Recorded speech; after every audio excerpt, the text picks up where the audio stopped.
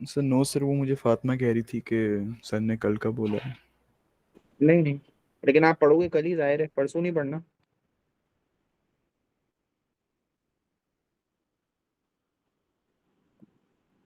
Sir paper 1 का है, paper 2 का, और कितने मार्क्स का होएगा? सीरीज 3 का है ना? सीरीज 3 का फंक्शंस था। सीरीज 3 में क्या क्या, कौन कौन से टॉपिक्स थे, कोई बताएगा मुझे? Functions, simultaneous equation, kinematics, linear inequality, quadratics. coordinate geometry और shading inequalities। 6 चैप्टर हैं अच्छा टोटल। अच्छा अच्छा, हाँ सही सही है सही है। ठीक है, तो हाँ P1 होगा, P1 के टॉपिक सही। तो चलो सेट्स एंड वेन डायग्राम करते हैं। अच्छा टॉपिक है ये, इजी है, और अगर इसका लेक्चर इतना बड़ा है नहीं तो हो सकता है हम 1 घंटे में फारिग हो जाएंगे, तो हम लोग जो है वो आज 2 घंटे नहीं रखूंगा मैं।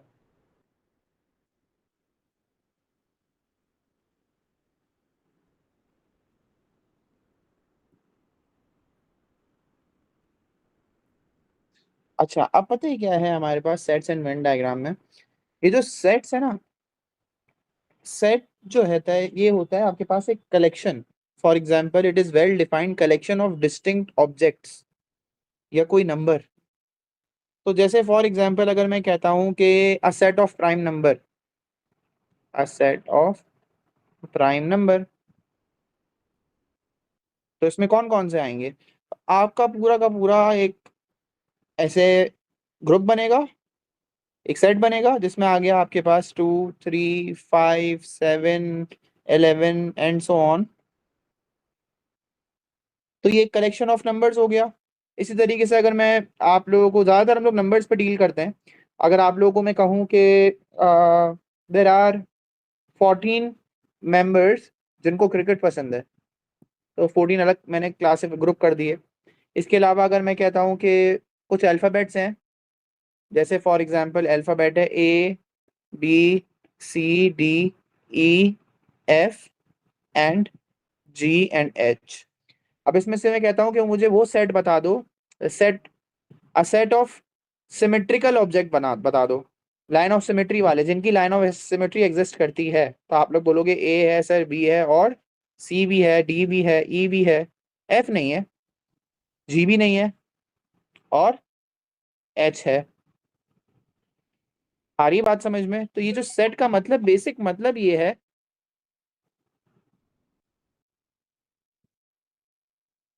सेट का मतलब ये है कि आप लोग के पास एक कलेक्शन है। आ रही है बात समझ में? अभी मैं एग्जांपल्स और देता रहूंगा। सेट ऑफ वॉवेल्स अगर बोलूं तो आप इनमें से, सेट ऑफ वॉवेल्स बोलूं तो आप कौन कौन सा लोगे? चलो एक काम करते हैं, एग्जांपल बनाते हैं। एक है पी, एक सेट पी है। P is denoting, P is letters with one line of symmetry. तो इसमें कौन कौन से आ जाएंगे? पी के एलिमेंट्स कौन कौन से होंगे?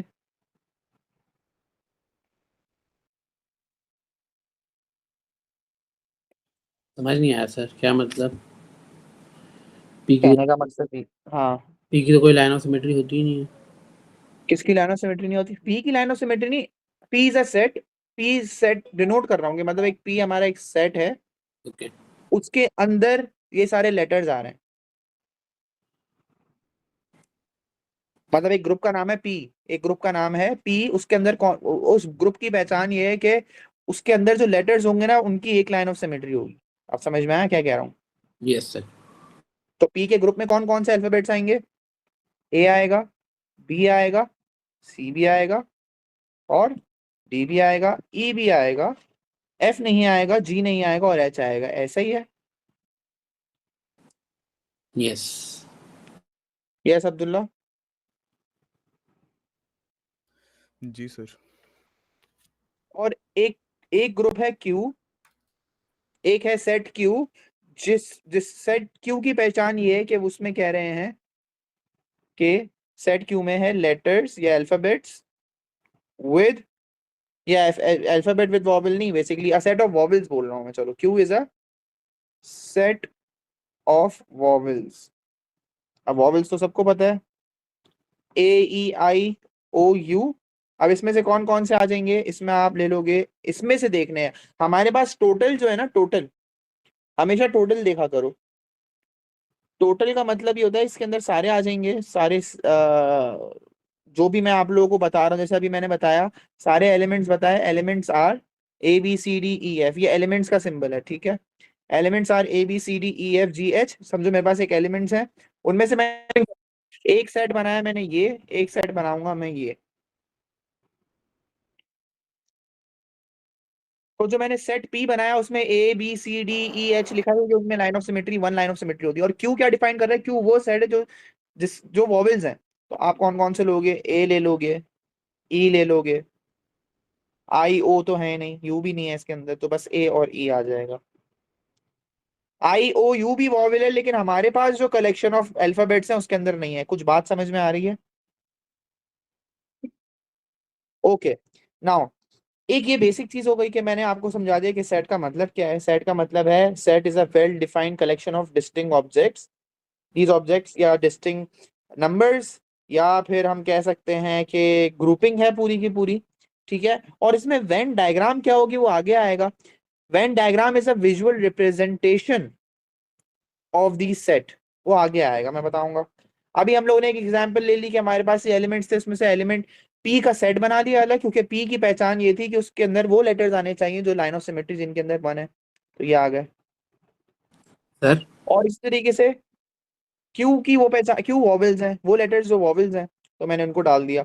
अब अगर मैं बोलता हूं कि what is P intersection Q, अब ये जो मैंने सिंबल बनाया ना ऐसा, इसको कहा जाता है इंटरसेक्शन।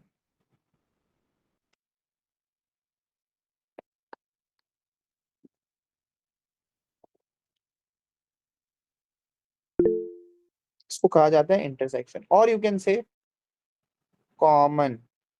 तो इन दोनों सेट में कॉमन क्या है, पी और क्यू के सेट में कॉमन क्या है, कॉमन अल्फाबेट्स बताओ। ए और ई। ए और ई। अगर आपसे कोई पूछे ना कि what is P intersection Q, इस तरीके से बना के दे, तो आप लोग बोलोगे, या वो बोलता है list down the elements of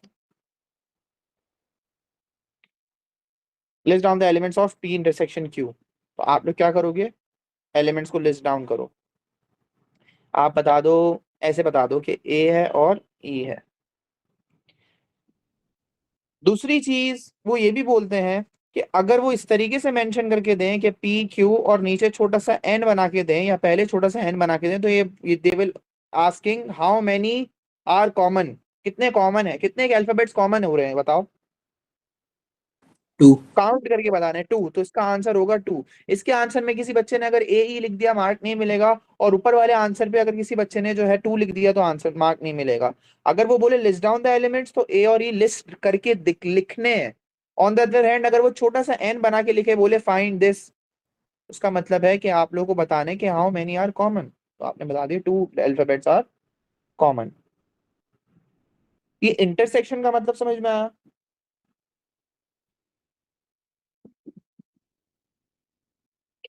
अच्छा, इंटरसेक्शन को ओवरलैपिंग एरियाज भी कहते हैं। जब मैं वेन डायग्राम के अंदर समझाऊंगा तो फिर आप लोगों को समझ में आएगा। इसी एग्जांपल से मैं सेट भी समझा दूंगा आप लोगों को, वेन डायग्राम भी समझा दूंगा, फिर हम लोग अलग से उसके नोटेशंस की बात करेंगे।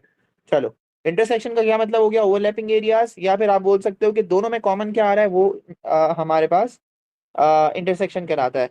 अब एक क्वेश्चन ये था इसी से रिलेटेड, दूसरा क्वेश्चन है पी यूनियन क्यू। अब उसमें भी वो पूछ सकता है list down the elements of P union Q. वो कह सकता है list down the elements of P union Q. Now this symbol represent union. You से याद रहेगा, उल्टा है तो आई इंटरसेक्शन है, और अगर सीधा यू बना हुआ है तो यूनियन है। यू से यूनियन याद रहेगा, ठीक है। यूनियन का क्या मतलब होता है, it is a combination of all the elements in the set including the duplicates. मतलब क्या हुआ मैं समझाता हूं, पहले लिख देता हूं उसका मतलब ताकि आप लोगों को याद भी रहे। द कॉम्बिनेशन मतलब you are combining all the elements that are in P and Q. तो कॉम्बिनेशन ऑफ ऑल द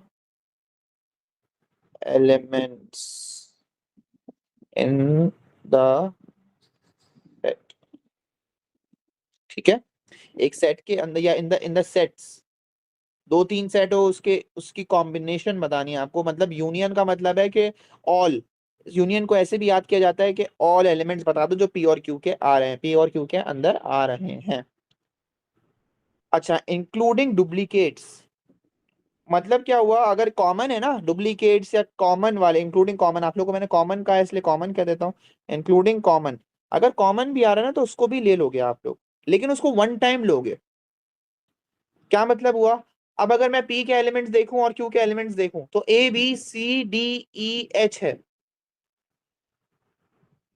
और Q के एलिमेंट्स हैं A और E। मैं कॉमन को है ना बार बार ऐसे नहीं बोलूंगा A फिर B C D E E, ऐसे नहीं करूंगा। जो मेरे पास कॉमन है ना उनको मैं एक दफा ही काउंट करूंगा। तो अगर वो बोले ना list down the elements of P union Q, तो P और Q में जो जो एलिमेंट्स आ रहे हैं वो बता दो, लेकिन जो रिपीट हो रहे हैं उनको एक ही दफा बताना। तो आप बताओगे A B, इसका आंसर क्या होगा, इसका आंसर होगा A comma B C D E और H, यही सब आ जाएंगे, क्योंकि ये P में भी आ रहे हैं और Q में भी आ रहे हैं। आ रही है बात समझ में। इसी तरीके से अगर वो क्वेश्चन पूछ लें फाइंड P यूनियन Q और नीचे लिखा हुआ है छोटा सा n, तो आप लोगों को बताना है काउंट करके, तो इसका आंसर 6 है। There are 6 alphabet that are with the union of P and Q। Clear है? सर सर इसका मतलब जो टोटल अल्फाबेट्स हैं वो बताना, लेकिन जो बस डबल 2 दफा काउंट हो रहे हैं उसको एक दफा काउंट। टोटल तो नहीं बोला मैंने, देखो एलिमेंट्स के अंदर F भी था, मैंने F को इग्नोर किया हुआ है, G को इग्नोर किया हुआ है। नहीं मतलब P और Q के जो कंबाइंड है। हाँ, P और Q के टोटल बताएंगे, जो रेपिटेशन है उसको एक ही दफा बोलोगे, बिल्कुल सही कह रहे हो। ठीक है, यस। जिन्होंने बिल्कुल भी नहीं पढ़ा हुआ उसके बाद वो मुझे रिस्पॉन्ड करो। एक और एग्जांपल जी लेते सर। हैं, फिर हम डायग्राम की तरफ आ जाएंगे, वेन डायग्राम की तरफ। पहले सेट्स की एक और एग्जांपल हो जाए, इसके अंदर अब मैं आपको नंबर्स की एग्जांपल देता हूँ।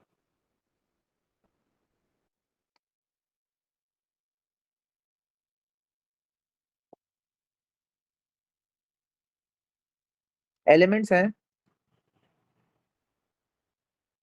1 से लेके 20 तक। 1 से लेके 20 means you have to include 1 as well as 20। तो 1 2 3 4 5 6 7 टिल 20। अब जो एलिमेंट सेट ए है वो क्या बता रहे हैं, उसके एलिमेंट्स क्या हैं, उस सेट ए की चलो पहले बता देता हूँ सेट ए है क्या। सेट ए को बोला जा रहा है कि ऑड नंबर्स, ठीक है। और सेट बी जो है वो हम लोग ले लेते हैं, सर ये 1 से लेकर 20 यूनिवर्सल सेट होता है ना? हाँ हाँ हाँ बिल्कुल बिल्कुल, यूनिवर्सल सेट। यूनिवर्सल सेट क्यों बोलेंगे बताओ उसको? क्योंकि इसमें सारे एलिमेंट्स आ रहे हैं। हाँ बिल्कुल सही कह रहे हो। कंटेन ऑल द एलिमेंट्स जो आप डिस्कशन में, आप क्वेश्चन में लेकर आ रहे हो, उसको यूनिवर्सल सेट कहा जाता है। सही है, जबरदस्त हुजैफा। और यूनिवर्सल सेट को ही इससे डिनोट किया जाता है। ये जो स्टाइलिश ई बनता है, ये तो मैं ई बना रहा हूँ सिर्फ, थोड़ा सा अजीब सा क्वेश्चन में दिखाऊंगा मैं आप लोगों को, थोड़ा सा ऐसा स्टाइल में बनता है ऐसे कुछ, तो वो यूनिवर्सल सेट ही कराता है। यूनिवर्सल सेट क्या होगा, इसके अंदर आपके सारे एलिमेंट्स, सारे जो भी क्वेश्चन के अंदर कॉन्टेक्स्ट है, अगर वो बोले देयर आर 50 पीपल तो सारे 50 लोग आ जाएंगे। अगर वो बोल रहे हैं 1 से लेकर 20 जैसे मैंने एग्जांपल दिया, तो सारे के सारे एलिमेंट्स आ गए इसके अंदर। अब ए के एलिमेंट्स क्या है, ऑड नंबर होंगे, और बी के क्या है हमारे पास, टेबल ऑफ या मल्टीपल ऑफ 5। ठीक है। अच्छा, जरूरी नहीं है कि इसके अलावा और कोई सेट का कॉम्बिनेशन, एक और सेट नहीं हो सकता, एक हो सकता है, तो चलो एक और भी ले लेते हैं।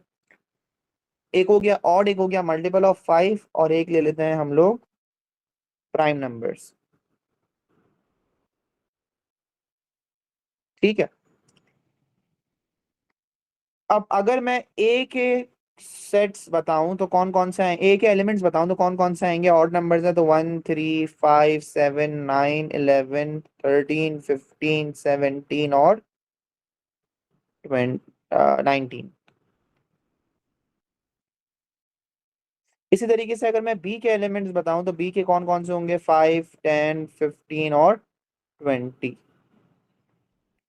सी के बताऊं तो 2, अच्छा 1 प्राइम नंबर नहीं है याद रखना, 2 3 5 7 11 13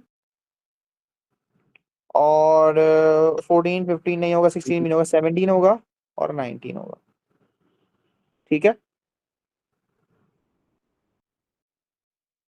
अगर मैं कहता हूं A union B union C बता दो कितना है, sorry intersection, my bad, A intersection B intersection C, तो उसका मतलब है तीनों का कॉमन कौन है। तो बताओ कोई ऐसा नंबर है जो तीनों का कॉमन हो।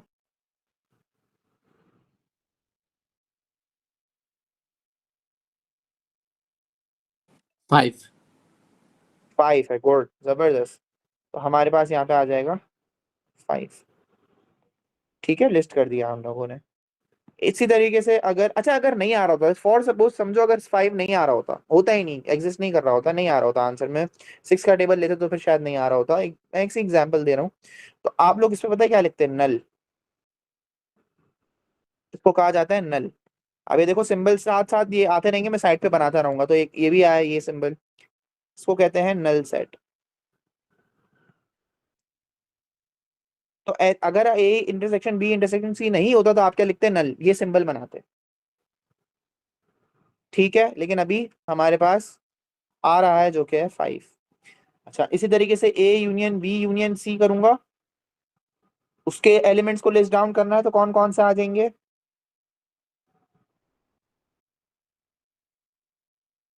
तो आपको इसके अंदर क्या करना पड़ेगा, कॉमन्स को पहले देख लेना है। तो हम स्टार्ट करेंगे 1 से। 1 क्या आ रहा है, ए में आ रहा है, ठीक है। 1 क्या 2 में आ रहा है, और मतलब अगर ए में 2 आ रहा है, नहीं आ रहा, लेकिन बाकियों में आ रहा है, कहीं आ रहा है तो लिख दो 2।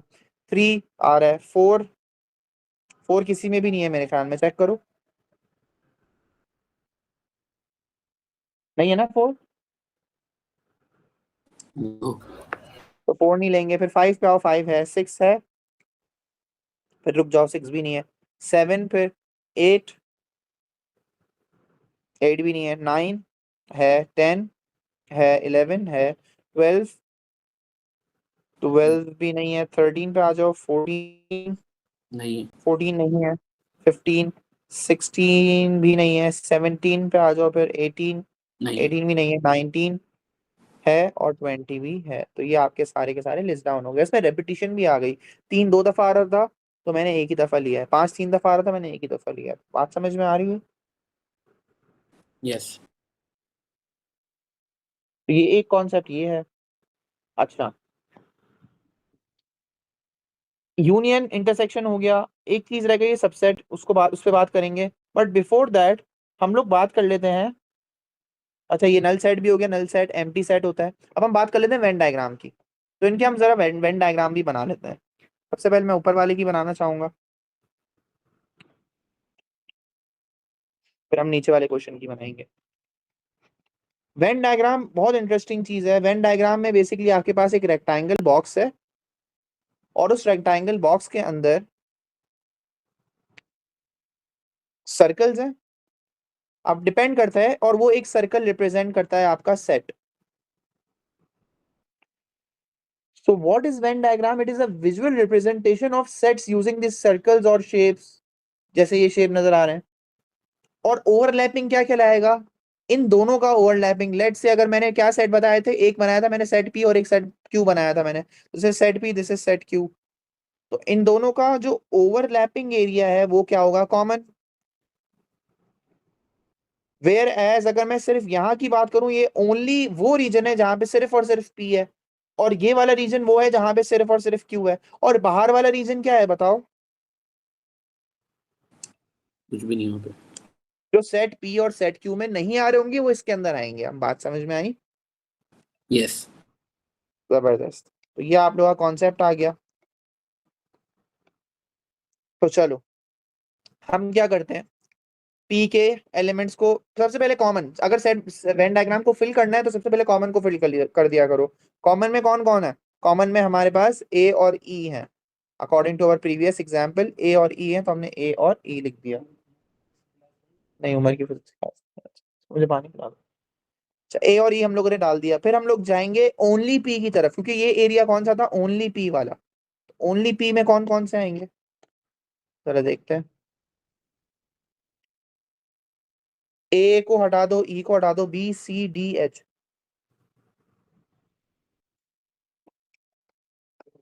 बी सी डी और एच। तो अगर कोई बंदा सिर्फ पी को आप ऑब्जर्व करे तो देखो, आप सिर्फ पी को अगर देखो कि पी के सेट में कौन कौन सा आ गया, तो ये सारे आप काउंट करोगे।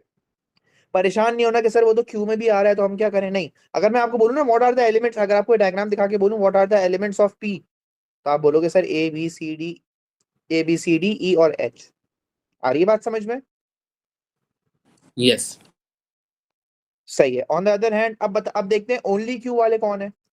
अच्छा, इंटरेस्टिंग एग्जांपल बनी है मेरे पास, ओनली क्यू वाले नहीं आ रहे, तो यहाँ पे आप लोग कुछ भी नहीं डालोगे, ठीक है? यहाँ पे आप लोग कुछ भी नहीं डालोगे। ऑलराइट, तो क्या मैं ये कह सकता हूं कि this is null set, this is null, सिर्फ ये रीजन, सिर्फ ये हिस्सा? यस। क्या मैं नल कह सकता हूँ उसको? बिल्कुल कह सकता हूँ। गुड। चलो, इसके बाहर जो हमारे सारे, जो हमारे यूनिवर्सल सेट था उसके अंदर से देखो आप लोग, यूनिवर्सल सेट में A B C D E F G H तक था, तो इसमें कौन कौन से होंगे जो पी और क्यू में नहीं आ रहे? एफ और जी, तो वो बेचारे बाहर होंगे। एफ और जी ऐसे भरनी है हम लोगों को। आ रही है बात समझ में?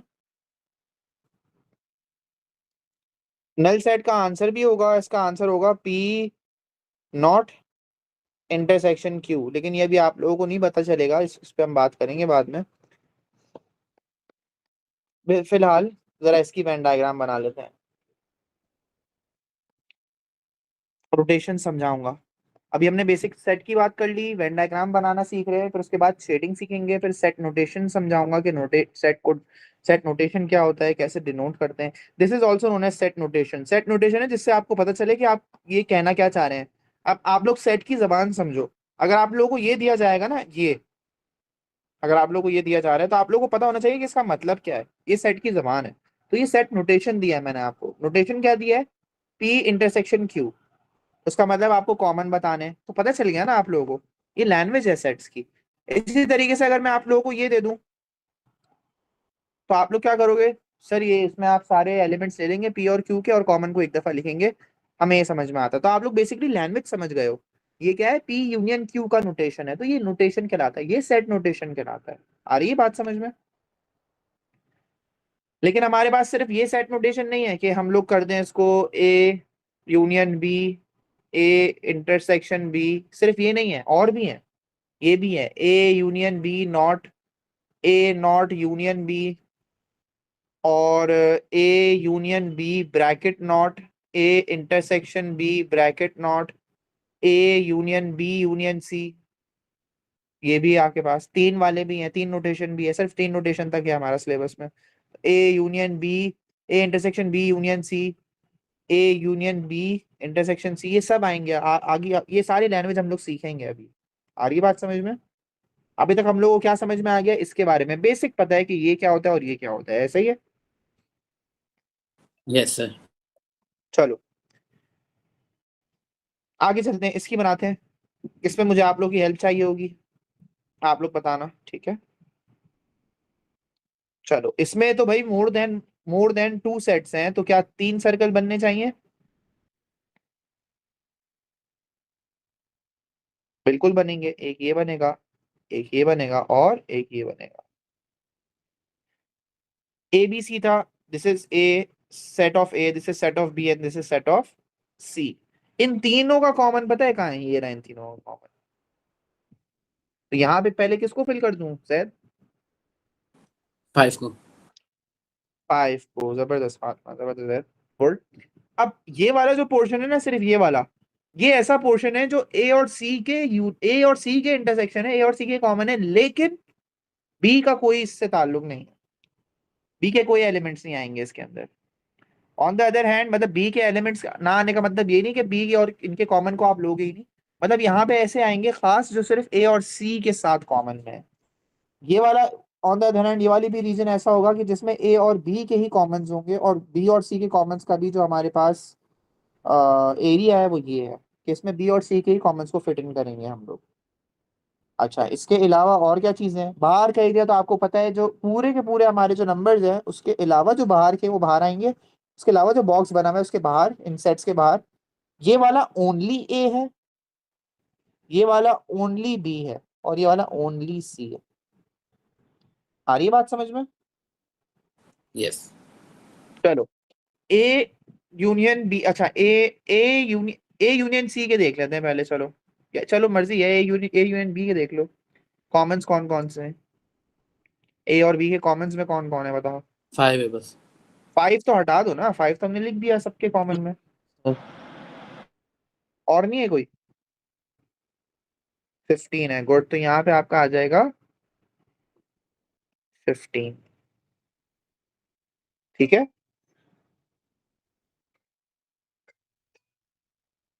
Yes sir. सही है। उसके बाद ए और सी के कॉमन्स को देख लेते हैं, ए और सी के कॉमन्स कौन कौन है? तो ए और सी में 5 के अलावा कौन कौन कॉमन है? 7 कॉमन है, और 11 कॉमन है, 13। और 13 भी कॉमन है, 17 और 19 भी कॉमन है। सही है। यस। तो चलो लिख लेते हैं कौन कौन आ जाएंगे। 7, 11, 13, 17 और 19। और 3 हाँ भाई, नहीं आएगा ए सर? और सी के 3, हाँ 3 भी है, 3 को क्यों भूल गया मैं, खामा 3 भी है। तो ये आ जाएगा हमारा, इसमें बहुत सारे आ रहे हैं तो इसके अंदर हम लोग जगह बनाते हैं जरा। 3, 7, 11, 13, 17, 19।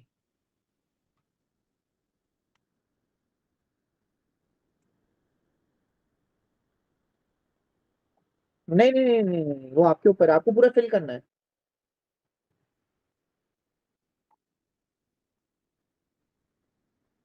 आ रही बात समझ में फातिमा?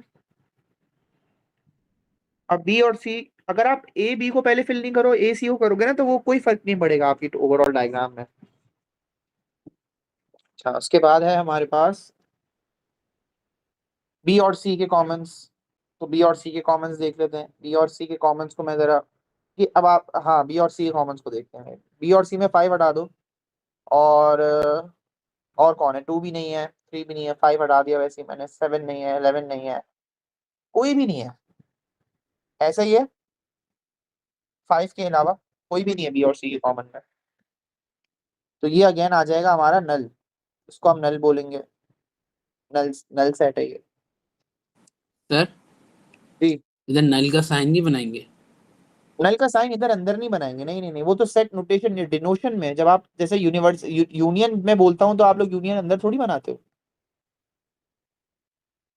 सही सर। जैसे यूनियन का मतलब होता है ना, जैसे यूनियन का मतलब ऑल है, इंटरसेक्शन का मतलब कॉमन है, तो आप लोग इंटरसेक्शन थोड़ी बना रहे हो तो डायग्राम के अंदर, तो इसलिए नल भी, नल शो भी नहीं करेंगे बार बार, ये तो मैं ऐसे ही आप लोगों को समझाने के लिए बार बार समझा रहा हूँ, आप लोग शो भी नहीं करो कि नल है ये, ठीक है। बस तो ऐसे ही छोड़ देंगे इस एरिया हाँ को। ऐसे ही छोड़ दो इसको एज इट इज। अब चलो ओनली ए के बताओ जल्दी जल्दी, जो ए में आए हुए और बाकी किसी में भी नहीं आए हुए, तो उसमें कौन कौन से आ जाएंगे? हमारा 1 है,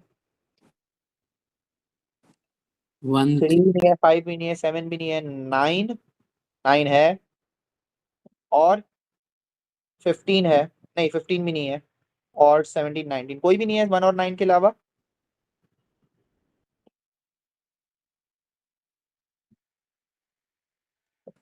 बी में आ जाओ, ओनली बी में, ओनली बी में 5 और 15 तो चला गया, 10 20 रह गया।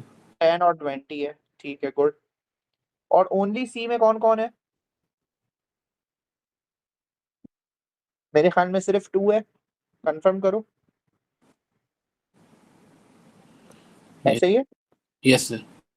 चलो ठीक है, अब ये सब हो गया, लेकिन हमारे अभी 1 से 20 से लेके अभी तक हमारे वो नहीं हुए हैं जो ए बी सी के अंदर आ ही नहीं रहे हो, तो कौन कौन से इसमें लेंगे हम लोग? 1, 2 3 4 4 नहीं आया तो 4 बाहर आ गया।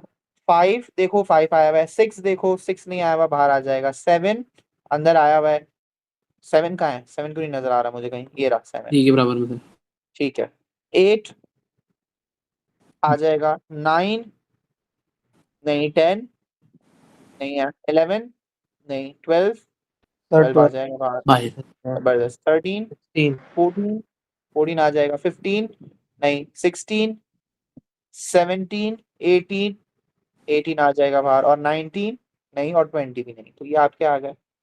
इस तरीके से हम लोग भरते हैं डायग्राम्स को। इंटरेस्टिंग है। Yes sir. मुश्किल तो नहीं लगा मुझे, तो बिल्कुल नहीं लग रहा। आप लोगों को भी नहीं लगना चाहिए मुश्किल। चलो अब आ जाओ वेन डायग्राम के ऊपर ही proper shading of Venn diagram सीखते हैं। तो मैं डिफरेंट नोटेशन अब दूंगा, आप लोगों को शेडिंग समझ में आनी चाहिए। शेडिंग में एक मेथड है, मैं एक मेथड से करवाऊंगा शेडिंग। बेसिक शेडिंग में वो मेथड अप्लाई नहीं होगा, कॉम्प्लेक्स शेडिंग में वो मेथड अप्लाई होगा। और इंशाल्लाह अगर वो मेथड समझ जाओगे तो कभी भी शेडिंग गलत नहीं कर सकते। अच्छा, शेडिंग होगी किस तरीके से? ये लोग नोटेशन देंगे। लेट से वो बोल रहे हैं ए यूनियन बी को शेड करो, डायग्राम बना के ये दे दिए इन्होंने। जरा समझना है गौर से। ये डायग्राम बनाई हुई है, 2 सर्कल्स हैं। सर्कल नहीं है ये।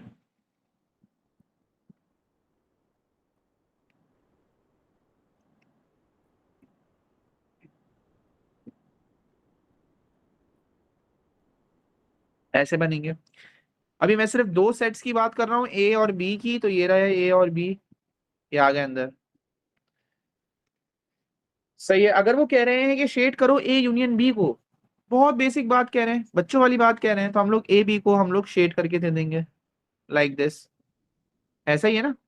अगर वो ए यूनियन बी बोल रहे हैं, हमें पता है ए यूनियन बी में कौन कौन से रीजन आते हैं, तो ये ए और बी आ जाएगा हमारे पास। क्लियर है? हेलो। जी सर क्लियर है। अब इसी तरीके से, अच्छा इसको शेड कर देते हैं। अब इसी तरीके से ये एरिया आ गया, ये रीजन आ गया हमारा ए बी की शेडिंग का। अब इसी तरीके से अगर वो लोग बोले अच्छा फातिमा एक काम करो, शेडिंग ऑफ वेन डायग्राम के अलग वो कर लो वीडियो।